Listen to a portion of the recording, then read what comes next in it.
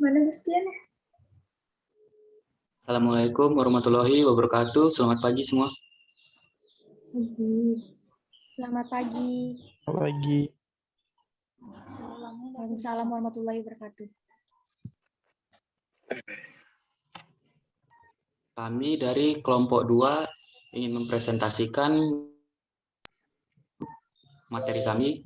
Sebelum itu, kami izin memperkenalkan anggota-anggota dari kelompok 2. Yang pertama, Usjah Abkuryah dengan NIM A1C321035.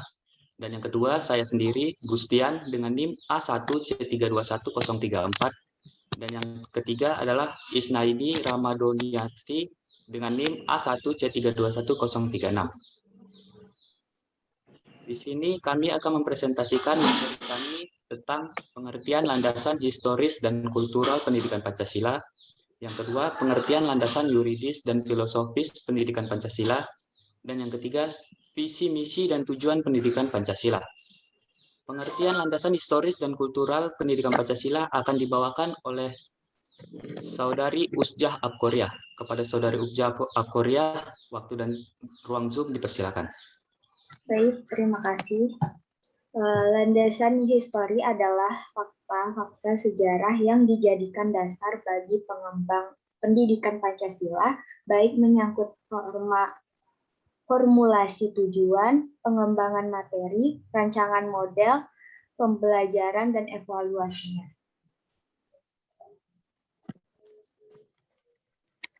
Landasan histori bangsa Indonesia terbentuk melalui proses yang panjang, mulai zaman Kerajaan Kutai Sriwijaya, Majapahit, sampai datangnya penjajah.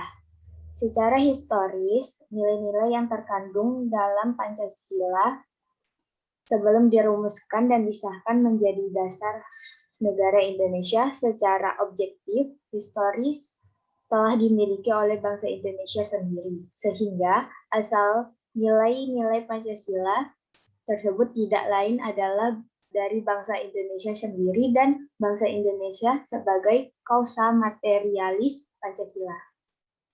Landasan kultural adalah pengembangan pendidikan Pancasila didasarkan atas nilai-nilai yang diagungkan dan karenanya disepakati dalam kehidupan nasional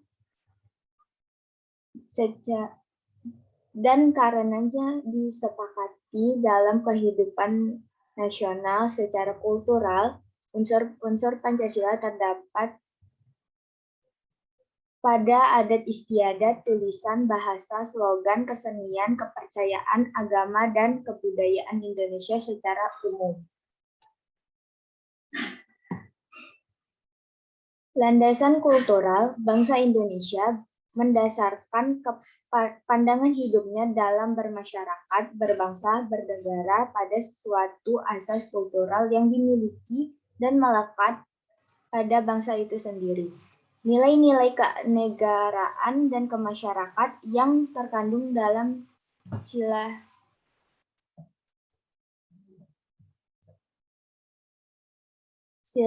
Pancasila bukanlah merupakan hasil konseptual seseorang saja, melainkan merupakan suatu hasil karya bangsa Indonesia sendiri yang diangkat dari nilai-nilai kultural yang dimiliki melalui proses refleksi filosofis pada para pendiri negara. Oleh karena itu, generasi penerus terutama kalangan intelektual kampus sudah seharusnya untuk mendalami serta mengkaji karya besar tersebut dalam upaya untuk melestarikan secara dinamis dalam arti mengembangkan sesuai dengan tuntutan zaman.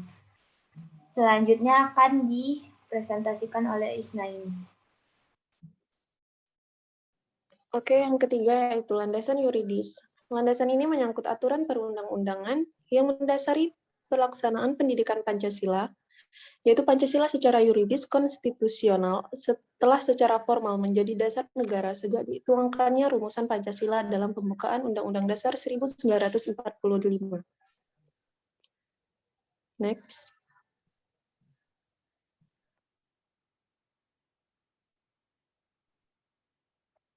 Landasan yuridis juga disebut landasan hukum yaitu tentang perkuliahan pendidikan Pancasila di perguruan tinggi diatur dalam Undang-Undang Nomor 2 Tahun 1989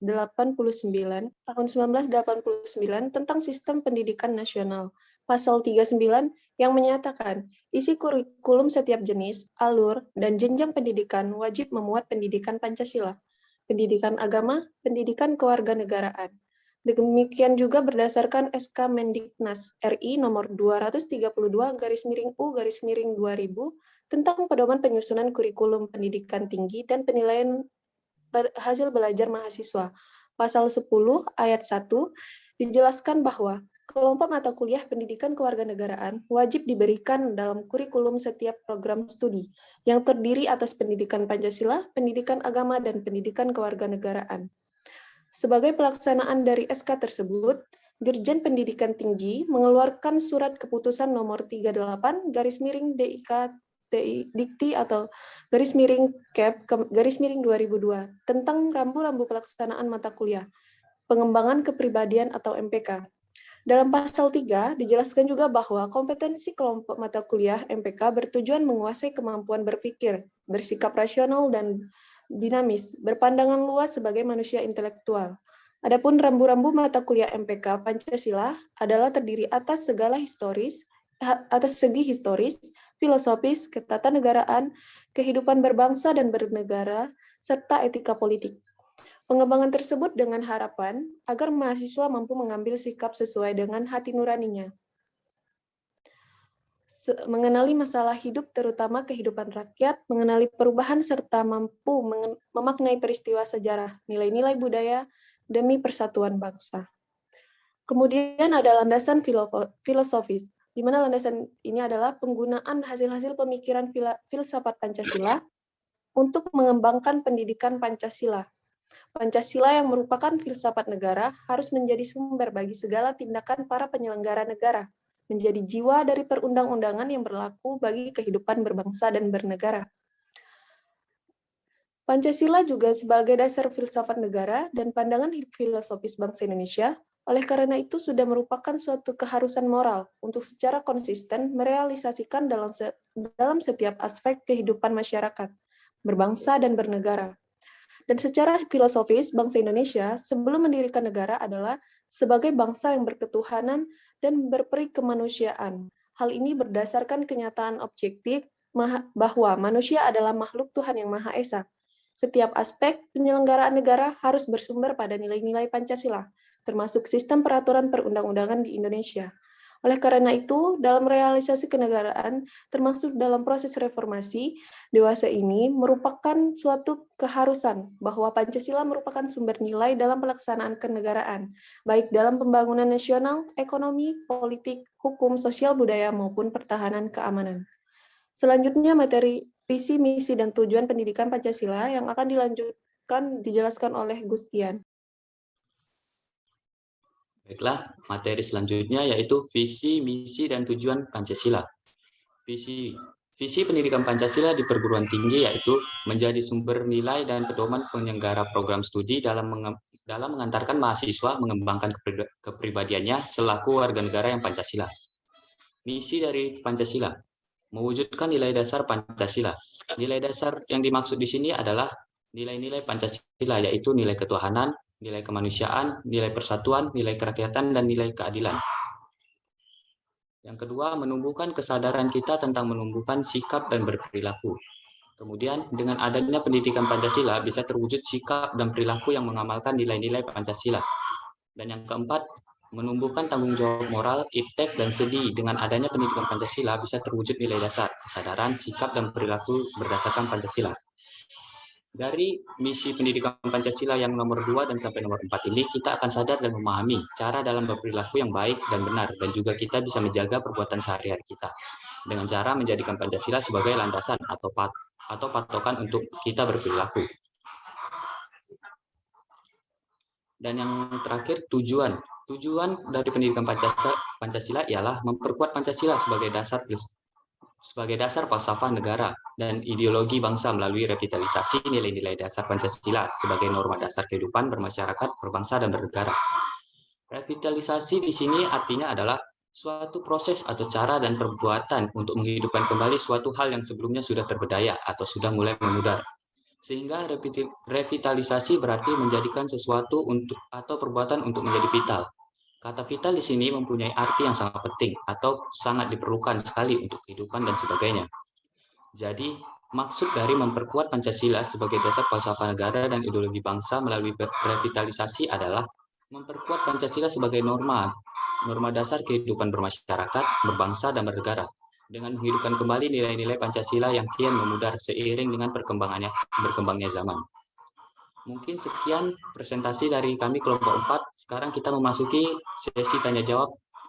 Kepada teman-teman yang memiliki pertanyaan seputar yang telah kami presentasikan hari ini, mungkin bisa ditanyakan.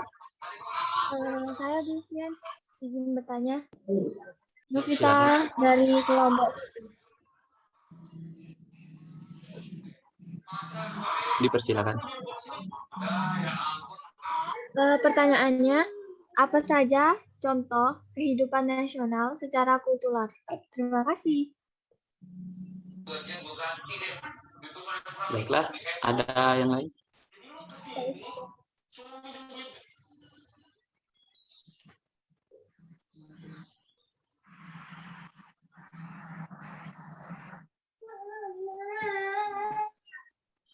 Bella, saya Dora ingin bertanya, yaitu tentang bagaimana cara merevitalisasi nilai-nilai dasar Pancasila oleh kita anak muda sebagai pengurus bangsa Indonesia. Terima kasih. Bisa diulang pertanyaannya dari Wina Theodora?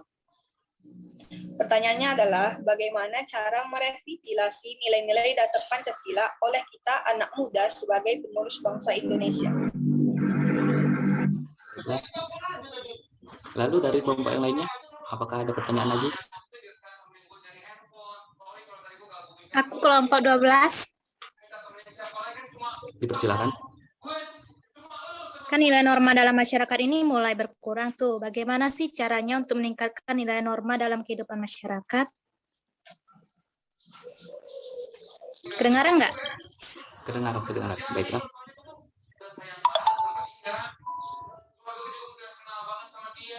Baiklah, sekarang kami dari kelompok 4 akan menjawab pertanyaan-pertanyaan dari teman-teman sekalian.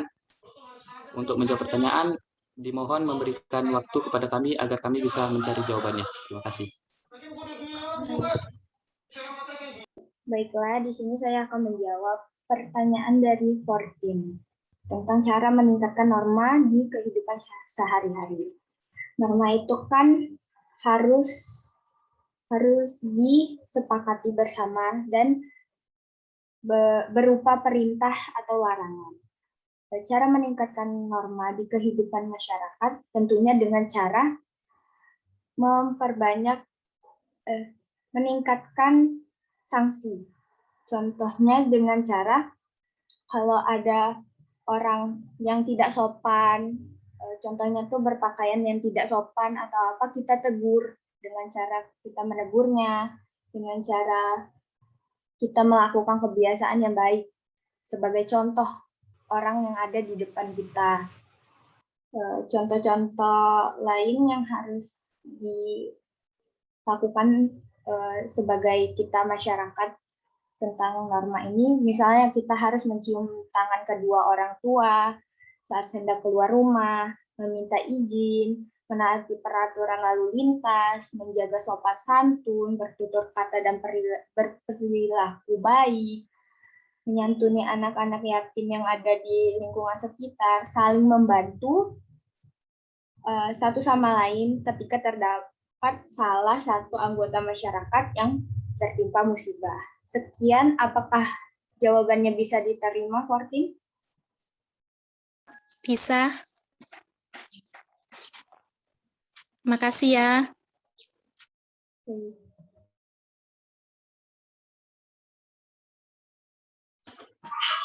Apa yang bisa diubah dan yang tidak bisa.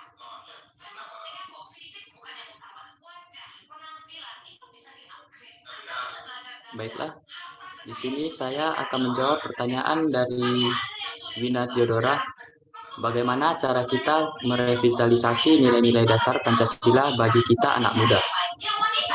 Cara merevitalisasi nilai-nilai Pancasila bagi kita anak muda yaitu dengan cara kita sekarang, yaitu dengan pembelajaran pendidikan Pancasila. Tidak hanya dengan pembelajaran pendidikan Pancasila, kita juga harus mempraktekkan apa yang kita pelajari di pendidikan Pancasila. Seperti kita mengakui Indonesia ini tersusun dari berbagai banyak budaya dan kita juga harus menghargai setiap budaya yang ada di Indonesia. Mungkin seperti itu jawaban dari saya. Apakah bisa diterima, Wina Theodora? Apakah bisa diterima, Wina Theodora?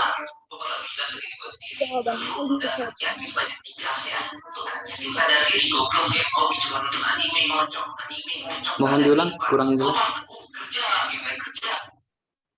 Jawabannya bisa saya terima. Terima kasih untuk jawabannya. Baiklah, sama-sama.